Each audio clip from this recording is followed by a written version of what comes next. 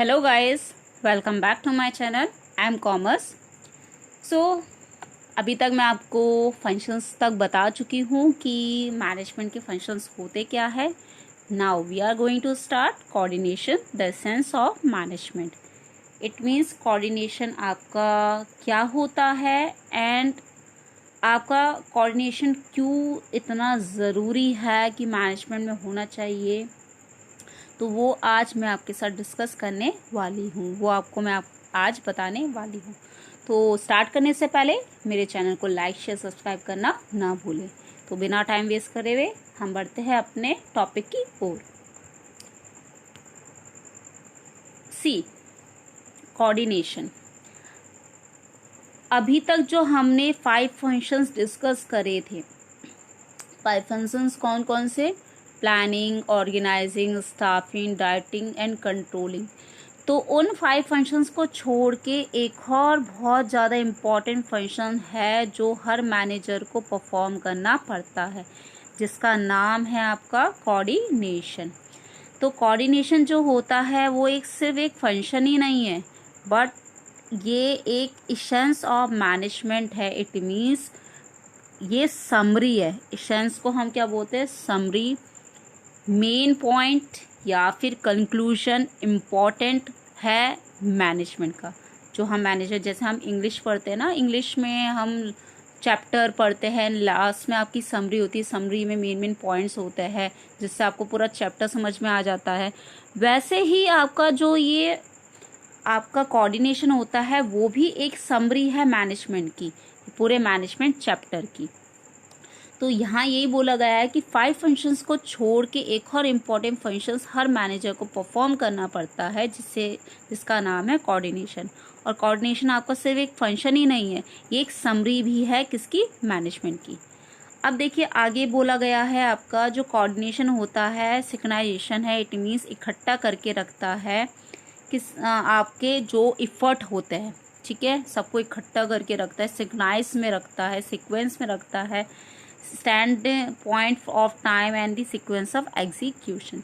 तो general coordination की अगर हम बात करें तो जनरल कोऑर्डिनेशन का मतलब होता है कि जो भी हम एक्टिविटीज़ एंड रिसोर्सेस है जो ऑर्गेनाइजेशन के, उन सबको साथ में रखता है, ठीक है, एक साथ रखता है, एक साथ काम करवाता है। कौन? कोऑर्डिनेशन।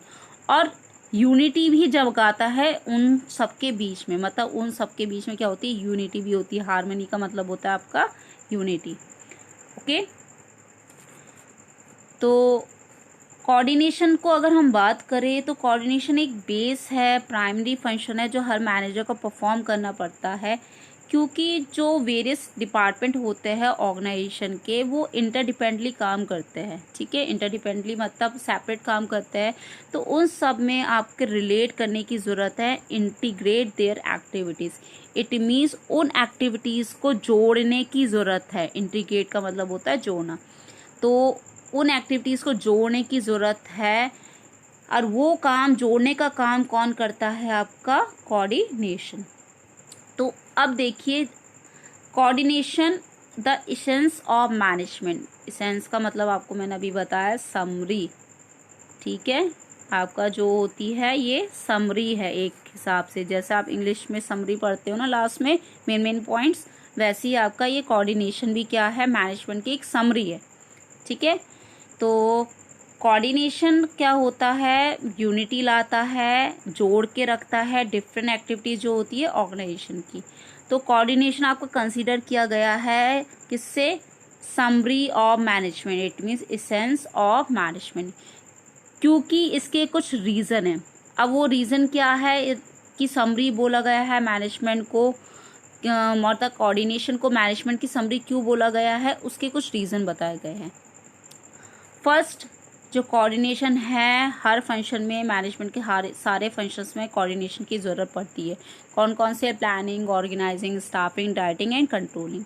तो एक एक फंक्शंस को हम डिस्कस करते हैं।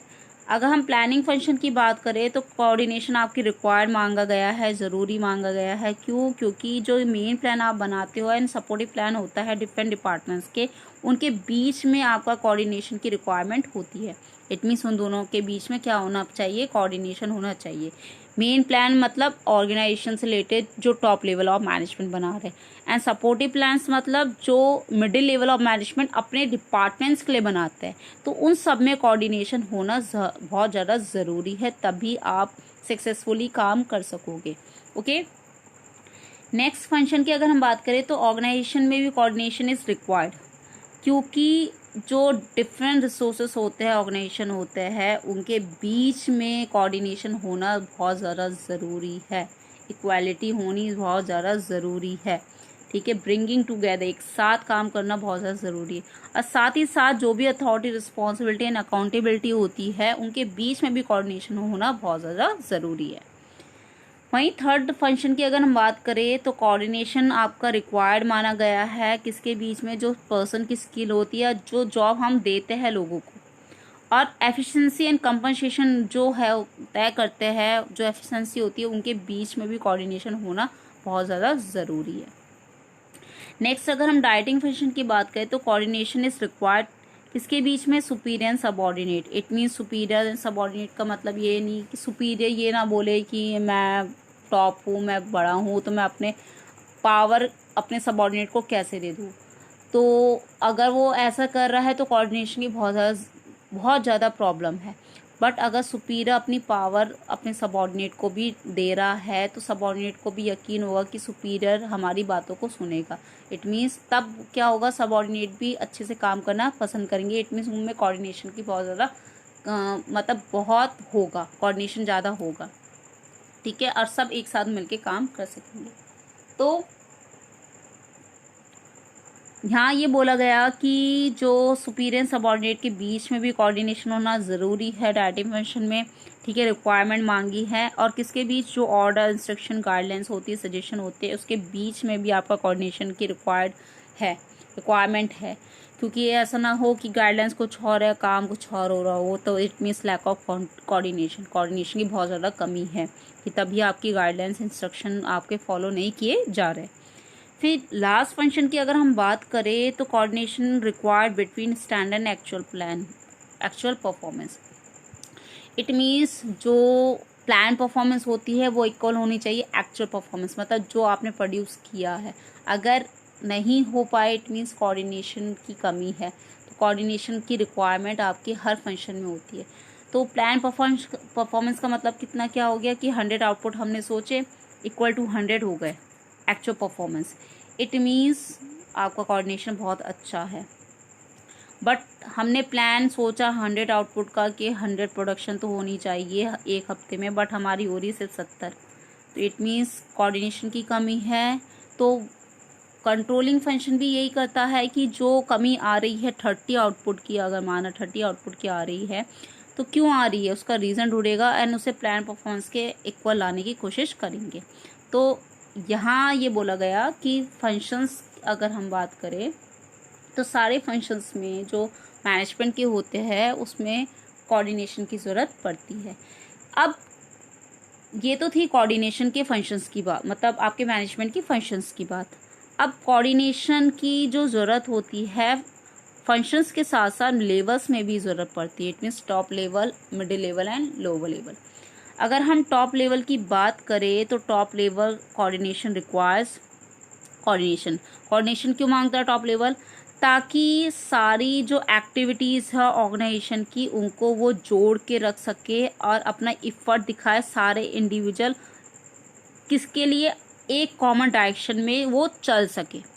ठीक है, टॉप लेवल मैनेजमेंट को भी कोऑर्डिनेशन की ज़रूरत पड़ती है ताकि वो सारी ऑर्गेनाइजेशन की जो एक्टिविटीज़ है उनको जोड़ के रख सके और सारे इंडिविजुअल अपना इफ़र्ट किस में करे, एक ही common direction, it means organisational direction में, ऑर्गेनाइजेशनल जो ऑब्जेक्टिव्स होते हैं उसमें अपना इफ़र्ट डाल सके। ओके, वहीं कोऑर्डिनेशन की अगर हम बात करें तो मिडिल लेवल में भी कोऑर्डिनेशन की ज़रूरत पड़ती है।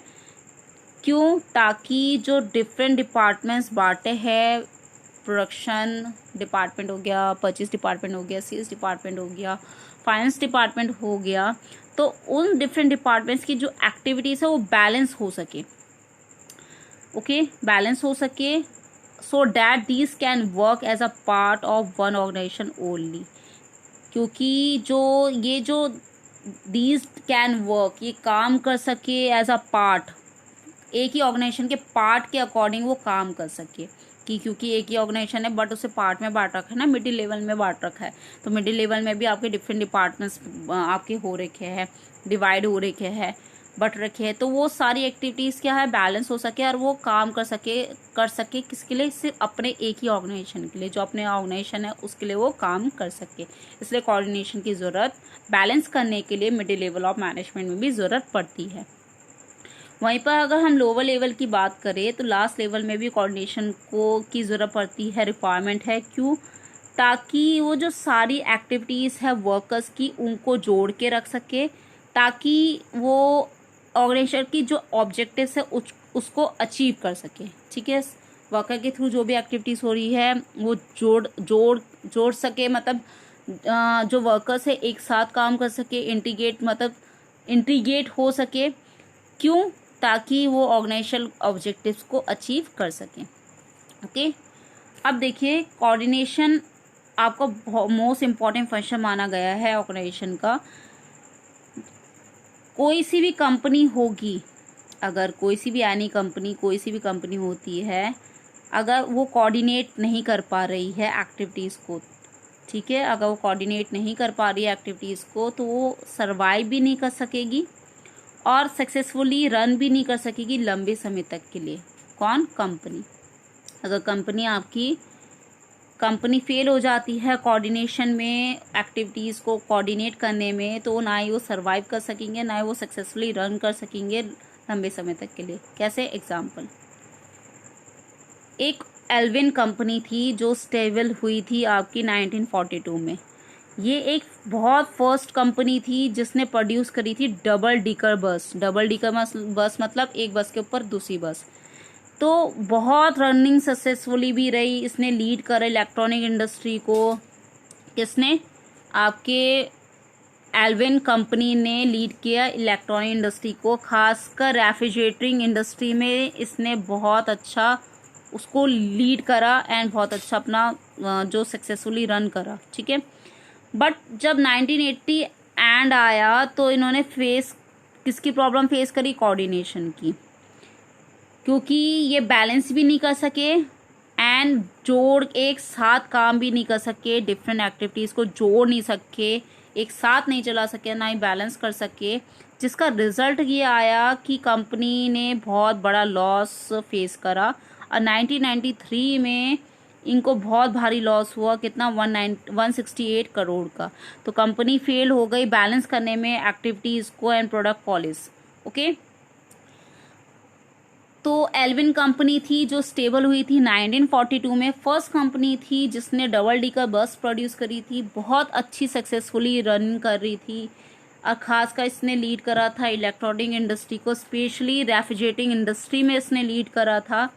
1980 में क्या हुआ? कोऑर्डिनेशन की प्रॉब्लम करी, जिसके कारण लैक ऑफ बैलेंस हो गया, इंटीग्रेशन हो गया डिफरेंट एक्टिविटीज़ का, जिसका रिजल्ट क्या आया कि कंपनी ने ह्यूज लॉस आपका फेस करा। एंड 1993 में कंपनी को क्या हुआ? 168 करोड़ का लॉस हो गया। तो कंपनी फेल हो गई बैलेंस करने में एक्टिविटीज़ को, इट मीन्स कंपनी फेल हो गई आपके कोऑर्डिनेशन में, और कोऑर्डिनेशन की प्रॉब्लम फेस करनी पड़ी कंपनी को। तो अगर हम इन शॉर्ट की बात करें तो बिना कोऑर्डिनेशन के कोई भी कंपनी आपकी एफिशिएंटली काम नहीं कर सकती या ना ही प्रॉफिट कमा सकती है। Okay, conclusion. अब कंक्लूजन की अगर हम बात करें तो हमने अभी सारे फीचर्स एनालाइज करे, तो हमने क्या देखा? कोऑर्डिनेशन आपका एक सिंपल फंक्शन नहीं है मैनेजमेंट का, बट ये एक essence of management, it means summary है मैनेजमेंट की। तो अगर हम अदर वर्ड्स में बात करें तो हम ये कह सकते हैं कि सारे फंक्शन एक फ्लावर्स की तरह है। Planning, organising, staffing, directing, controlling एक फ्लावर्स की तरह है, और कोऑर्डिनेशन एक डंडी है, थ्रेड है, ठीक है, जो जोड़ के रखती है उन फ्लावर्स को। Form the garland of organisation, किसके फॉर्म में? Garland of organisation. ओके, तो यहाँ पर देखिए एक ऑर्गेनाइजेशन का बना रखा है, पुअर रिपोर्ट हो रखी है, कोई स्टॉक नहीं है, सेल्स भी नहीं हो रही है, स्टॉक फुल हो गया, ठीक है, स्टोर है ये, तो रिसेप्शन भी अपने आराम से मे आई हेल्प यू। तो यहाँ ये बोला गया है कि अगर कोऑर्डिनेशन की अब्सेंस होगा, कोऑर्डिनेशन नहीं होगा, तो आपको क्या हो सकता है, कंफ्यूजन भी क्रिएट हो सकता है, गड़बड़ी भी हो सकती है, कंफ्यूजन भी हो सकता है ऑर्गेनाइजेशन में। ओके, तो ये आपका बहुत इम्पॉर्टेंट था। कोऑर्डिनेशन एक समरी की तरह काम करता है, तो ये मैं आपके साथ डिस्कस किया। नेक्स्ट लेक्चर में आपके साथ मैं कोऑर्डिनेशन के features, it means nature discuss करूँगी आपके साथ। सो वीडियो अगर पसंद आई होगी तो प्लीज़ कमेंट बॉक्स में भी लिखना, ताकि हमें भी मोटिवेशन मिल सके, और अगर कोई प्रॉब्लम भी आई होगी तो वो भी आप कमेंट बॉक्स में लिख के भेजना, ताकि उस कमी को हम पूरा कर सके। Okay, so that's all for today. Thanks for watching.